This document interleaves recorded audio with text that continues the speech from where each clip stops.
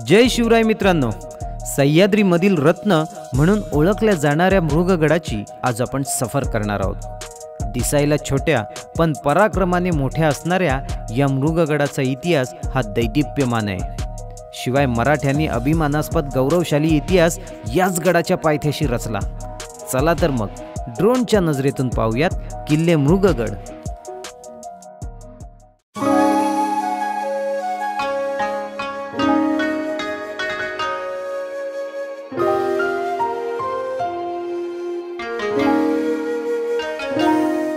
मृगगड किल्ला हा रायगड जिल्ह्यातील सुधागड तालुक्यातील एक डोंगरी किल्ला आहे। 1750 फूट उंचीचा हा किल्ला भेळीव गावाजवळ आहे आणि तो दगडाने बनलेला आहे। हा किल्ला आकाराने खूपच लहान आहे आणि पश्चिम घाटातून बाहेर पडणाऱ्या स्फूरच्या स्वरूपात आहे। हा किल्ला लोणावळा, खंडाळा आणि खोपोली यांच्या अगदी जवळ आहे।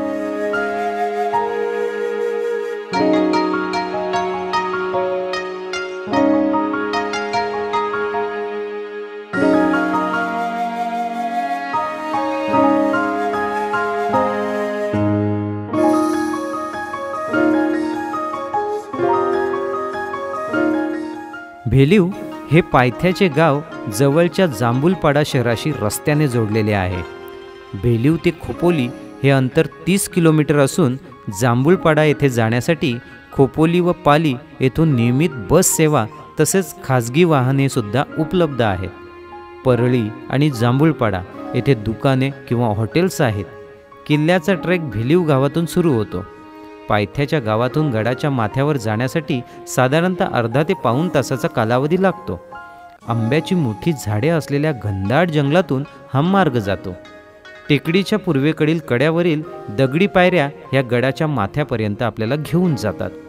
किल्ल्याच्या उत्तरेकडील टोकावर एक छोटीशी रिकामी खडकात कोरलेली गुहा आहे, पण पायऱ्या फारच लहान असल्याकारणाने तिथे जाणं थोडंसं अवघड आहे।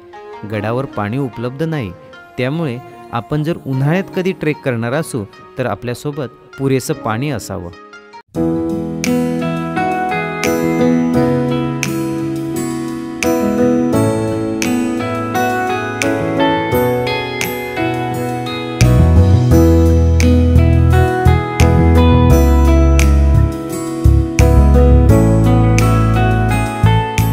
किल्ल्यावर जाताना कोबण्यांच्या बाजूला एक छोटीशी गुहा आहे, तिथपर्यंत जरा सांभाळूनच जावे लागते।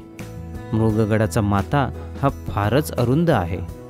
चढून गेल्यावर समोरच सपाटीसारखा एक भाग दिसतो, यावर पाण्याची टाकी आहे।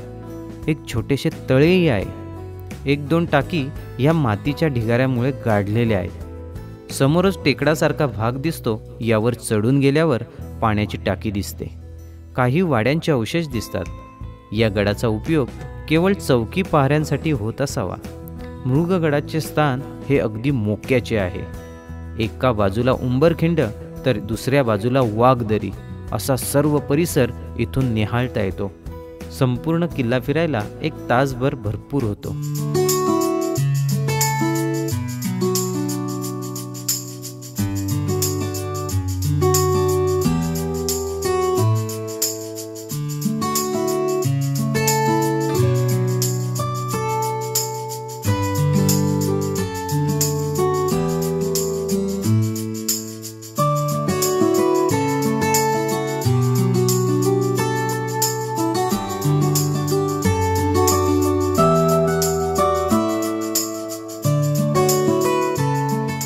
अनेक प्राचीन व्यापारी मार्ग कोकण परिसरात घाटातून जात असत। या व्यापारी मार्गाच्या संरक्षणासाठी या घाटांच्या वाटांवर अनेक किल्ले बांधण्यात आले होते। मृगगड किल्ला हा कोकणात बांधला, तर साव घाटाच्या मार्गाच्या संरक्षणासाठी पवना नदीच्या खोऱ्यात तुंग, तिकोणा, मोरगिरी हे किल्ले बांधण्यात आले। इंग्रजांच्या काळात भोर घाटाची निर्मिती झाल्यानंतर या मार्गाचा वापर न झाल्यामुळे मृगगड किल्ल्याचे महत्त्व हे कमी झाले।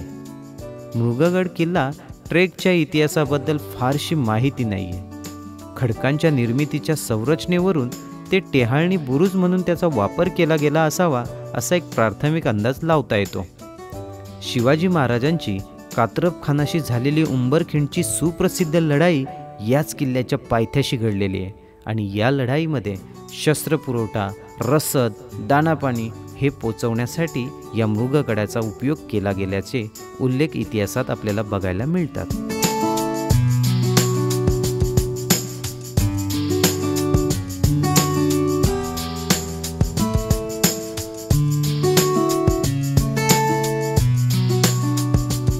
लोणावळा खंडाळा ही सर्व परिचित ठिकाणे, परंतु या लोणावळा खंडाळ्याच्या कुशीमध्ये असेच एक अपरिचित दुर्गरत्न आहे, किल्ले मृगगड, किंवा याला भेलीवचा किल्ला असेही म्हणतात। बऱ्याचदा लोणावळा खंडाळा परिसरामध्ये किल्ले भटकायचे झाले की भटक्यांची पावले वळतात ती लोहगड, विसापूर, राजमाची या प्रसिद्ध किल्ल्यांच्या वाटेवर।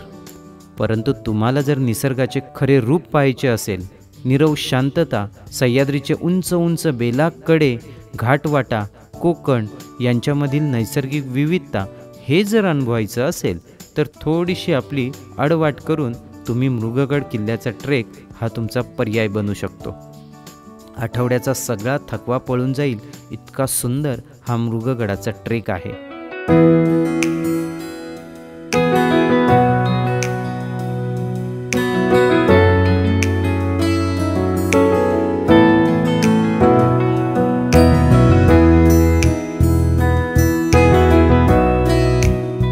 लोणावळ्याच्या लायन पॉईंटवर उभे राहिले असता खाली जो कोकणाचा प्रदेश दिसतो त्याला टायगर्स व्हॅली असेही नाव देण्यात आलेले आहे।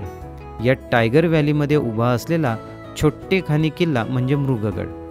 हा मृगगड किल्ला भटक्यांना आजही खूप आवडतो आणि प्रत्येकाला तो खुणावत असतो। लोणावळ्याच्या लायन्स पॉईंटवरून हे दुर्गरत्न ओळखायची खूण म्हणजे कोकणातून घाटावर आलेला मोराडीचा सुळका। या मोराडीच्या सुळक्याला स्वयंभू शिवलिंग असं सुद्धा म्हटलं जातं। या मोराडीच्या सुळक्याच्या बरोबर पायथ्याला छोटासा 3 शिखरांचा डोंगर आहे। तो डोंगर म्हणजे मृगगड म्हणजेच भेलीवचा किल्ला। लोणावळ्याच्या लायन्स पॉईंटवरून तो नुसत्या डोळ्यांनी देखील बघून त्याच्या एरियल व्ह्यूचे छायाचित्र तुम्ही टिपू शकता।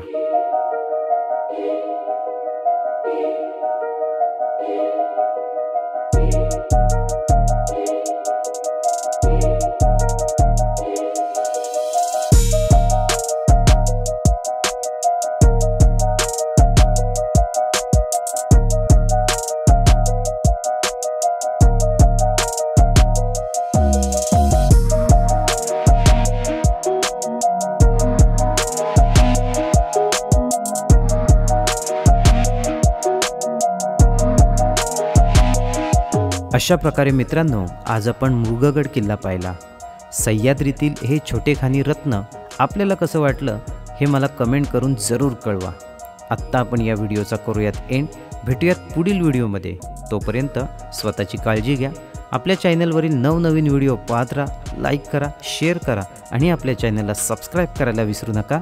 जय शिवराय।